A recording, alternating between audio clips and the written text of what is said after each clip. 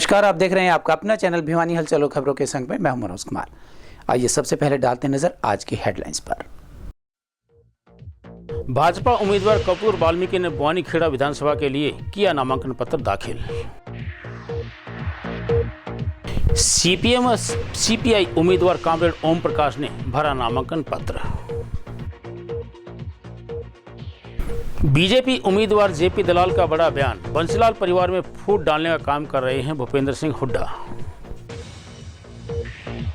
यातायात पुलिस ने चलाया परिवहन नियम जागरूकता अभियान।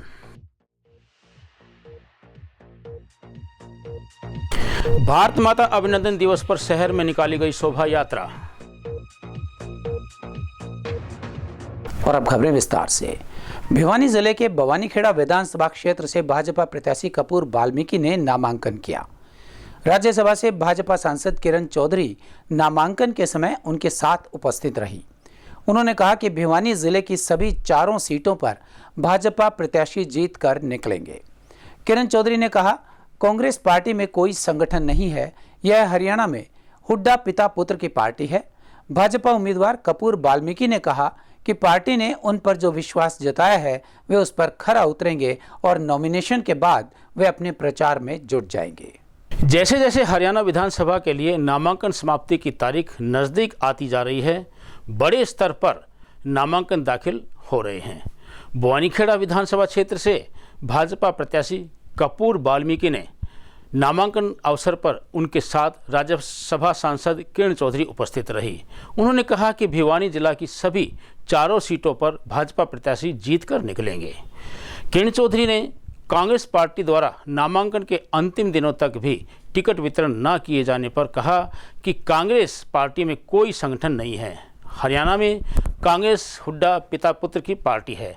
उन्होंने भूपेंद्र सिंह हुड्डा व दीपेंद्र हुड्डा पर आरोप लगाते हुए कहा कि दोनों ने पहले कांग्रेस के अनेक उम्मीदवारों का खर्च लगवाया, अब उम्मीदवारों की लिस्ट आउट नहीं कर रहे तथा छिपते फिर रहे हैं। इस मौके पर भाजपा उम्मीदवार कपूर वाल्मीकि ने कहा कि पार्टी ने उन पर जो विश्वास जताया है वे उस पर खरा उतरेंगे। उनकी प्राथमिकता बवानीखेड़ा हलके में विकास के साथ पीने व सिंचाई के पानी की बेहतर व्यवस्था करना है। भारतीय जनता पार्टी का बवानीखेड़ा विधानसभा का प्रत्याशी बनाया गया हूँ। आज मैं यहाँ नामांकन करने के लिए आया हूँ और मेरे साथ में आज मैं बहुत ही खुश हूँ।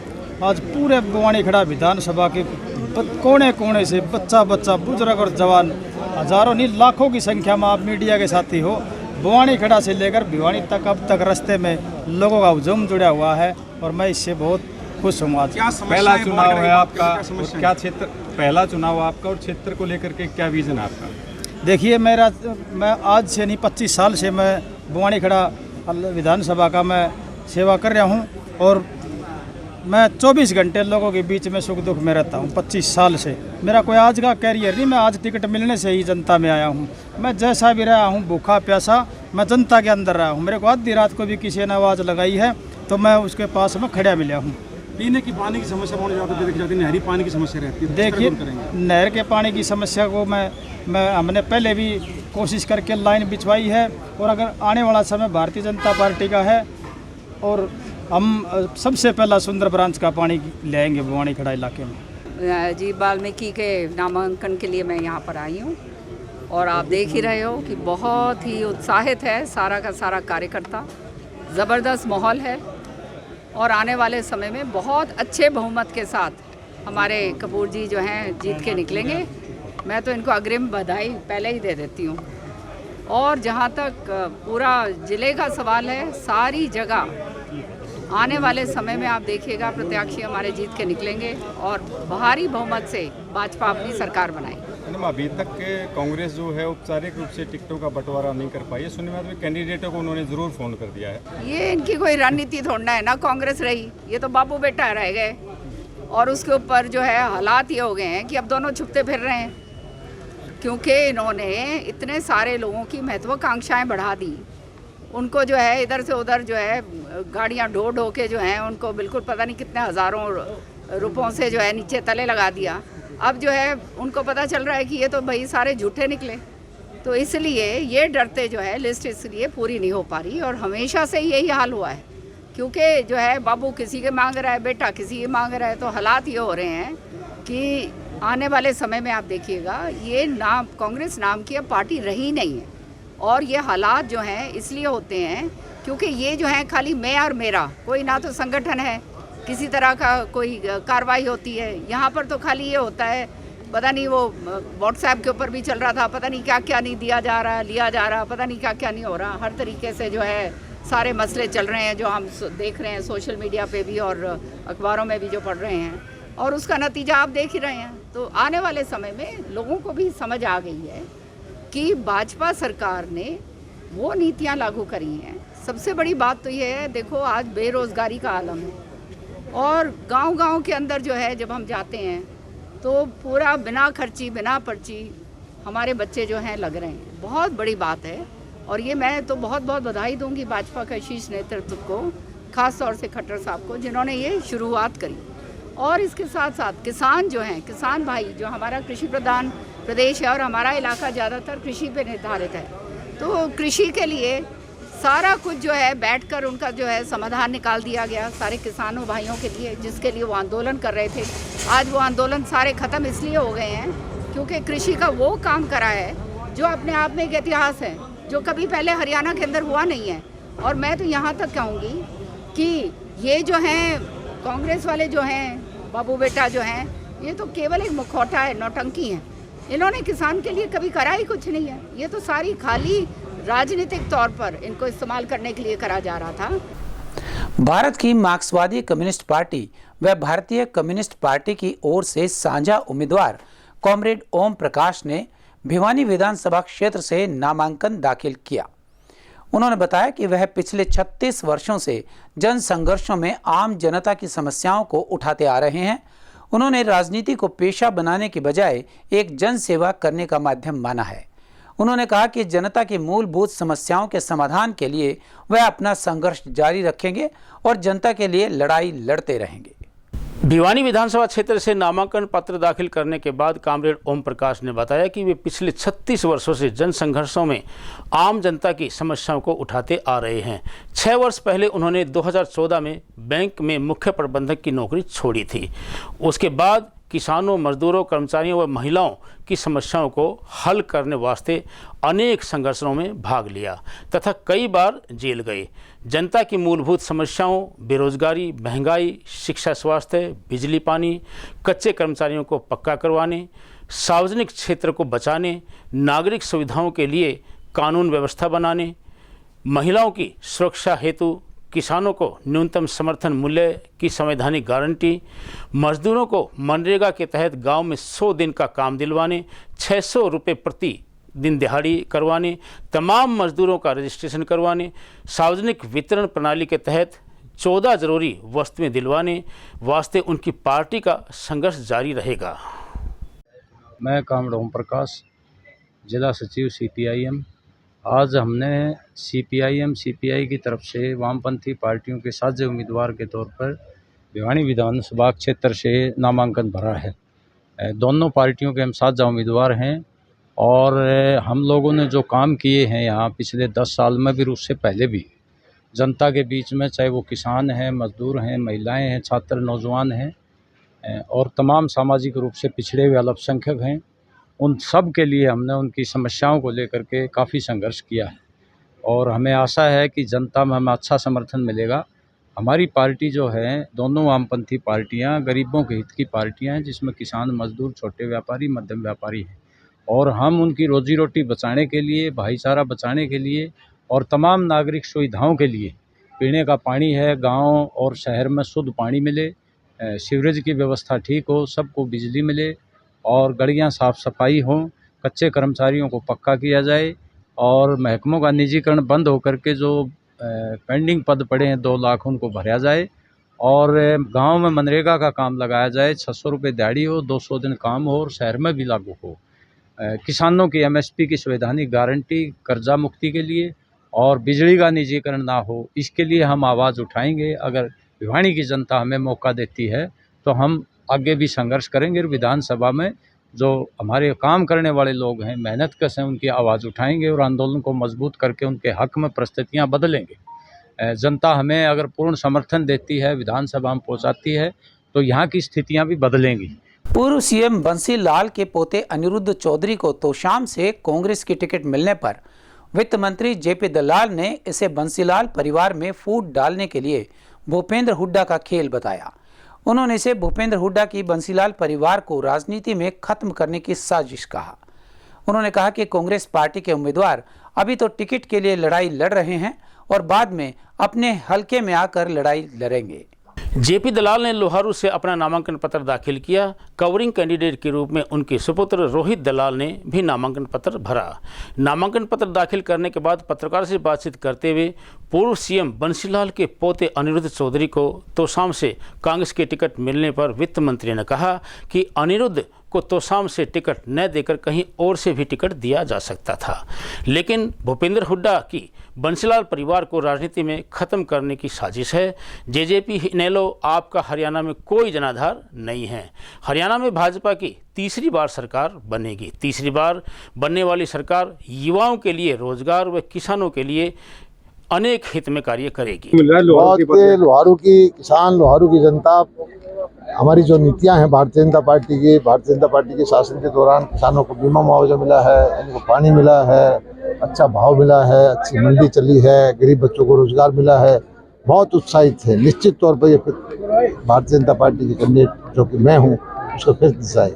लगातार हल्के में करे जो समस्या है जो अब की बार दूर नहीं हो पाई, अगले बार आने वाले समय में तो बनने के बाद क्या सोच? देखिए, हमारा देश जो है तेज गति से बढ़ती हुई अर्थव्यवस्था है, विकसित होने की तरफ आगे बढ़ रहा है और यहाँ रोजगार के साधन भी होंगे, यहाँ किसान की आमदनी भी बढ़ेगी, यहाँ इंडस्ट्री भी आएंगी और इन लोगों को मेरे कामों पर भरोसा है। और निश्चित तौर पर लोहारू क्षेत्र जो है प्रदेश का सबसे विकसित क्षेत्र होगा। कांग्रेस की टिकट भी इतनी काफी देरी हो रही है, जो उम्मीदवार हैं वो भारी उम्मीदवार का बहिष्कार भी कर रहे हैं, उनके खिलाफ दिल्ली में जाकर भी बैठे हैं। तो आप किस तरह? कांग्रेस में कोई संगठन पहले भी नहीं था, परिवारवादी पार्टी थी, आपस में लड़ते रहते थे। अभी वो दिल्ली में बैठ के लड़ रहे हैं और टिकटों में बंटवारा हो जाएगा तो हरियाणा बैठ के लड़ेंगे। भाजपा की टिकट कब तक हो जाएगी? भाजपा की तो सभी हो चुके हैं, 3 टिकट बाकी है, सब 87 टिकट हो चुकी है। आम आदमी की बात करें या फिर उसकी बात करें, जेजेपी की नेलो की बात करें, वो यहाँ पर है नहीं। आम आदमी पार्टी का यहाँ कोई नामो निशान नहीं, जेजेपी का कोई नामो निशान नहीं, यहाँ तो भाजपा है।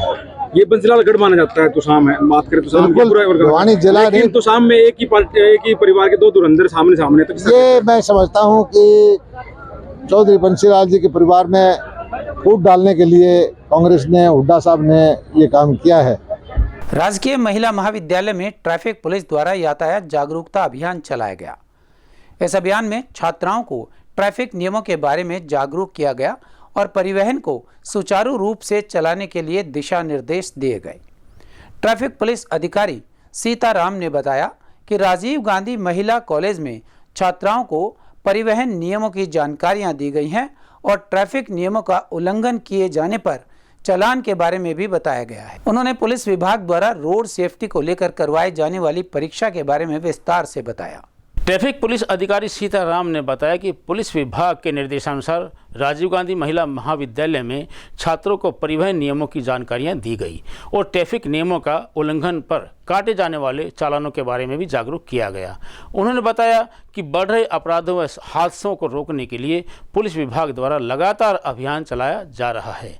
परिवहन साधनों का उपयोग सबसे ज़्यादा युवा ही करते हैं, इसलिए युवाओं को परिवहन नियमों की जानकारी होना बहुत ज़रूरी है। उन्होंने बताया कि पुलिस विभाग द्वारा रोड सेफ्टी का स्कूली छात्रों के लिए एक एग्ज़ाम करवाया जाता है जो अक्टूबर माह में होगा। 8वीं कक्षा से 12वीं कक्षा तक के छात्र इस परीक्षा में भाग ले सकते हैं। रोड सेफ्टी के बारे में बच्चों को जागरूक करना था, जिसमें विदाउट हेलमेट बच्चे चलते हैं, बगैर हेलमेट, बगैर लाइसेंस, बगैर उसके इंश्योरेंस के गाड़ी चलाते हैं सब, और वह तेज रफ्तार से चलाते हैं। इनको समझाया गया है कि बच्चों आप अपने कागज पूरे रखो, विदाउट हेलमेट व्हीकल नहीं चलाएंगे, रोड के बाईं तरफ चलना, तेज रफ्तार में व्हीकल नहीं चलाना। अपने प्रदूषण का चालान है 10,000 रुपये का, इंश्योरेंस का 5,000 रुपये है और आरसी का भी 5,000 रुपये है। बुलेट पटाखा का चालान है 10,000 रुपये का। ये सरकार के आदेश अनुसार जब भी आदेश आते हैं उसके द्वारा चालान किए जाते हैं। लोगों को जागरूक भी किया जाता है ताकि वो रोड पर बुलेट पटाखे ना बजाएं, वह हेलमेट लगाए चलाएं, ट्रिपल सवारी ना करें, दूसरी सवारी बैठाएं उस पर हेलमेट लगा के चलाएं। हमारा उद्देश्य है लोग बच्चे हैं हेलमेट लगा के नहीं चलते और 3 सवारी बैठकर बाजार में बजाते हैं ज़्यादा, जिससे मौतें ज़्यादा हो जाती हैं। इसलिए मौतों को कम करने के लिए हमारा यह अभियान चला गया कि रोड लोगों को दिशा निर्देश दिए गए हैं तो वो अपने रोड के बाईं तरफ चलें, चौराहे पर दोनों तरफ देख के चलें, रोड क्रॉस करते समय व्हीकलों का ध्यान रखें ताकि किसी का नुकसान ना हो। भारत माता अभिनंदन संगठन की भिवानी इकाई द्वारा भारत माता अभिनंदन दिवस मनाया गया। भारत सरकार में बेटी बचाओ बेटी पढ़ाओ के ब्रांड एम्बेसडर एवं वर्ल्ड रिकॉर्ड होल्डर डॉक्टर प्रशांत गायकवाड़ महाराष्ट्र ने कार्यक्रम में मुख्य अतिथि के रूप में शिरकत की।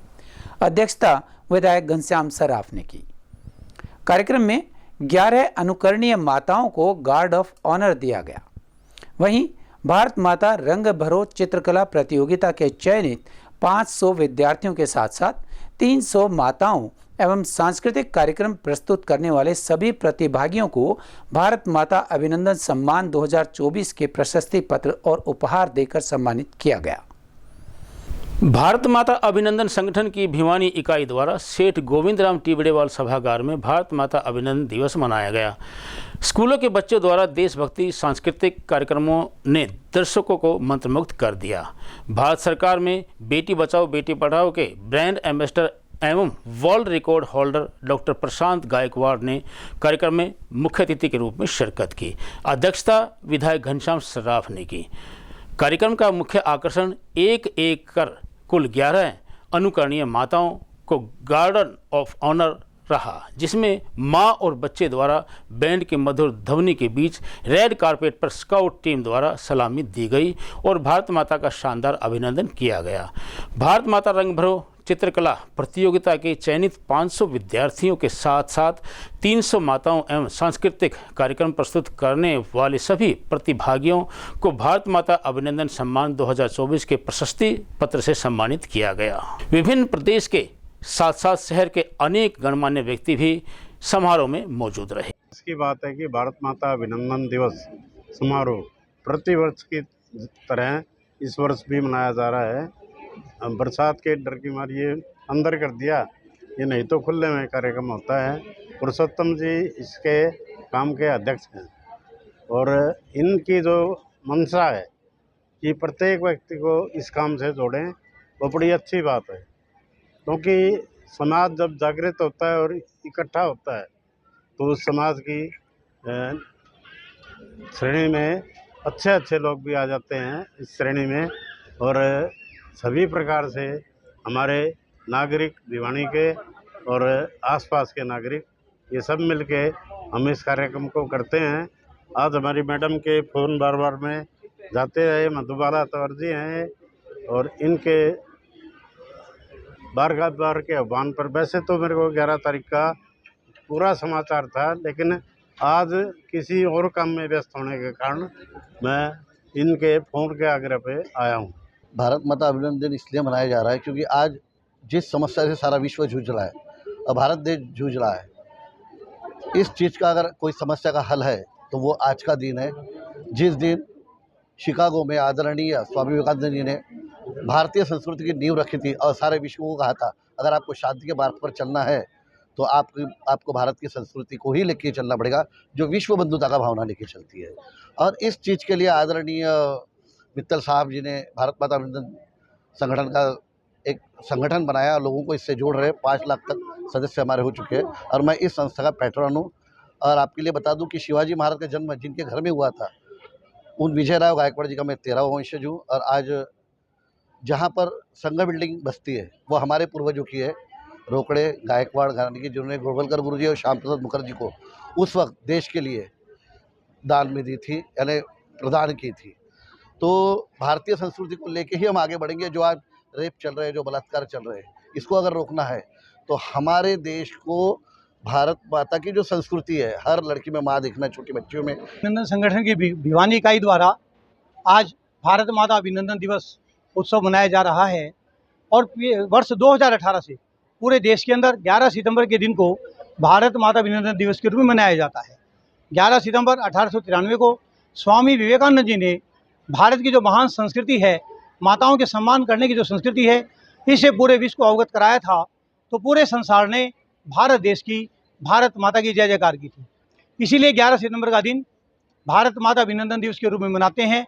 और इस दिन देश की हर माँ को भारत माता के रूप में अभिनंदन करने की परंपरा देश के अंदर है। उसी अंतर्गत बड़ा सांस्कृतिक कार्यक्रम यहाँ किए जा रहे हैं। आदरणीय डॉक्टर प्रशांत गायकवाड़ जी महाराष्ट्र से स्पेशल इस कार्यक्रम के लिए आए हैं, जो कि बेटी बचाओ बेटी पढ़ाओ के भारत सरकार के ब्रांड एम्बेसडर भी हैं। पूरा भव्य सांस्कृतिक कार्यक्रम है। लगभग 500 विद्यार्थियों को, चित्रकला के विद्यार्थियों को समारोह में प्रोत्साहित इनाम दिए जाएंगे। 300 माताओं को भारत माता अभिनंदन सम्मान से सम्मानित किया जाएगा। कार्यक्रम का एक बहुत रोचक विषय है कि लगभग 11 माताओं को गार्ड ऑफ ऑनर से सम्मानित किया जाएगा। और अब चलते चलते विधानसभा चुनाव के चलते भारत निर्वाचन आयोग के निर्देशानुसार चुनाव अवधि के दौरान जिले के सभी विधानसभा क्षेत्रों में एग्जिट पोल के प्रकाशन पर प्रतिबंध रहेगा। जिला निर्वाचन अधिकारी ने बताया है कि विधानसभा आम चुनाव के चलते 18 सितंबर को सुबह 7 बजे से 5 अक्टूबर को शाम 6:30 बजे तक प्रिंट, इलेक्ट्रॉनिक मीडिया या किसी अन्य तरीके से प्रचार के माध्यम से एग्जिट पोल के किसी भी प्रकाशन पर प्रतिबंध रहेगा। चुनाव के तहत जिले में 5 अक्टूबर को मतदान के दिन तथा 8 अक्टूबर को मतगणना के दिन ड्राई डे रहेगा। भारत के चुनाव आयोग ने सार्वजनिक व्यवस्था और निष्पक्ष चुनाव प्रक्रिया सुनिश्चित करने के लिए इसे अनिवार्य किया है। भारत निर्वाचन आयोग द्वारा जारी किए गए आदेशों का उद्देश्य मुफ्त शराब के वितरण के माध्यम से मतदाताओं को प्रभावित करने के किसी भी प्रयास को रोकना है।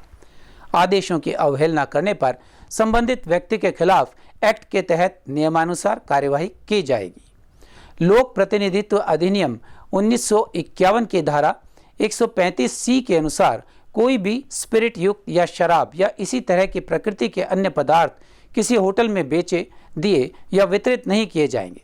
मतदान क्षेत्र में किसी भी चुनाव के लिए मतदान के समापन के लिए निर्धारित समय के साथ समाप्त होने वाले 48 घंटों की अवधि के दौरान मतदान क्षेत्र के भीतर घर, शराब खाने, दुकान या कोई अन्य स्थान, सार्वजनिक या निजी होटल पर शराब बेचना या परोसना प्रतिबंधित रहेगा। बिना लाइसेंस वाले परिसरों में शराब का भंडारण न करने को सख्ती से लागू किया जाएगा। यदि मतदान प्रक्रिया के दौरान किसी प्रकार की हिंसा या दंगा हो तो मतदान प्रक्रिया रोक दी जाए तथा इसकी सूचना आरओ को दी जाए। इसी प्रकार से बूथ कैप्चर, चुनाव सामग्री के साथ छेड़छाड़ होती है या अनधिकृत तरीके से सामान छीना जाता है या क्षतिग्रस्त किया जाता है तो मतदान रोक दें और इसकी सूचना आरओ को दें। और अब जाने से पहले एक नजर आज की हेडलाइंस पर। भाजपा उम्मीदवार कपूर वाल्मीकि ने बवानीखेड़ा विधानसभा के लिए किया नामांकन पत्र दाखिल।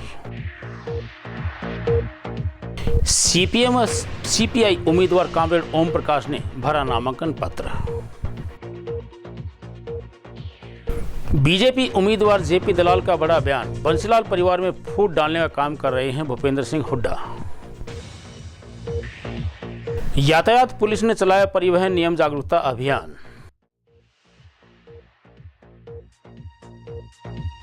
भारत माता अभिनंदन दिवस पर शहर में निकाली गई शोभा यात्रा। हमारे आज के बस इतना ही। अगले के लिए देखते रहेगा आपका अपना चैनल भिवानी हलचल।